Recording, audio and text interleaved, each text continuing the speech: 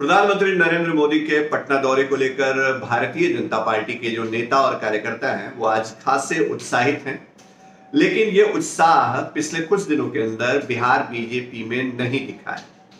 दरअसल बिहार में सत्ताधारी गठबंधन में शामिल होने या यूं कह लीजिए कि सत्ता होने के बावजूद भारतीय जनता पार्टी के जो नेता हैं, कार्यकर्ता हैं, वो खुद को उपेक्षित महसूस करते हैं।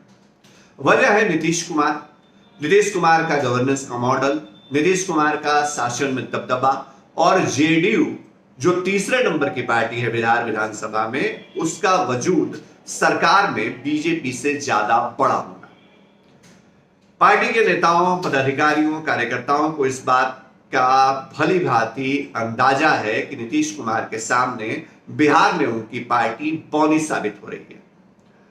विधानसभा चुनाव में बेहतरीन प्रदर्शन करने के बावजूद आज की तारीख में विधानसभा में दूसरे नंबर की राजनीतिक पार्टी होने के बावजूद बीजेपी नीतीश के कद के सामने बेहद छोटी नजर आती है।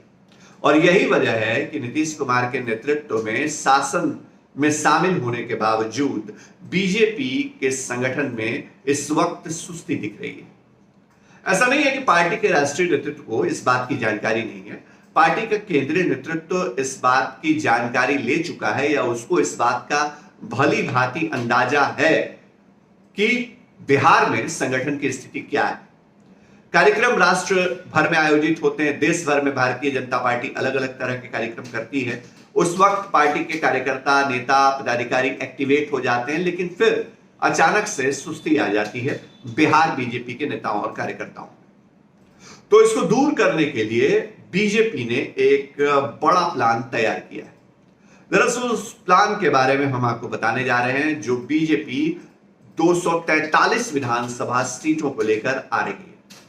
भारतीय जनता पार्टी ने केवल उन सीटों पे नहीं जहां फिलहाल उसके विधायक हैं, बल्कि उन तमाम सीटों पर एक ऑपरेशन, एक मिशन शुरू करने का फैसला किया है जिसके जरिए संगठन की सुस्ती को दूर किया जा सके। मकसद है पार्टी के संगठन से जुड़े लोग, नेता, पदाधिकारी, कार्यकर्ता एक्टिवेट मोड में आ जाएं। उनको लगे कि भले ही बिहार में चुनाव नहीं है, भले ही अभी देश में आम चुनावों का वक्त दूर है, लेकिन इसके बावजूद पार्टी क्रियाशील है और अब जमीन पर अपनी उपस्थिति या मौजूदगी दिखाने का वक्त है। दरअसल 28 और 29 जुलाई यानी 48 घंटे के लिए सभी विधानसभा क्षेत्रों में पार्टी के पदाधिकारियों को कैंप करने का निर्देश दिया गया है। इस प्रवास अभियान का मकसद है केंद्र की नरेंद्र मोदी सरकार और बिहार में भारतीय जनता पार्टी के गठबंधन वाली सरकार के कामकाज के बारे में लोगों को बताना। मकसद है जनसंवाद स्थापित करना, मकसद है जनता से कनेक्टिविटी बढ़ाना और कहीं ना कहीं बीजेपी अभी से इस तैयारी में जुट गई है कि आगे उसे उन सीटों पर भी अपनी स्थिति मजबूत करनी है जहां उसको 2020 के विधानसभा चुनाव में जीत हासिल नहीं हुई थी।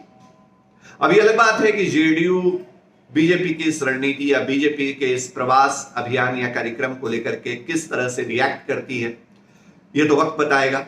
लेकिन फिलहाल जो रणनीति बनी है उस रणनीति को लेकर के जो भारतीय जनता पार्टी के अंदर खाने से हमारे पास खबर आई, उसके मुताबिक हाल ही में केंद्रीय मंत्री धर्मेंद्र प्रधान को बिहार भाजपा में एक बड़ी जिम्मेदारी दी गई। धर्मेंद्र प्रधान 2 मोर्चों पे काम कर रहे हैं। पहला मोर्चा नीतीश कुमार से संबंधों को ठीक करना, 2024 तक जो देश में आम चुनाव होने, लोकसभा चुनाव होने हैं, उस तक बीजेपी और जेडीयू के गठबंधन को मजबूत करना और साथ ही साथ 2025 के लिए बिहार में बीजेपी की जमीनी स्तर पर ताकत को बढ़ाना।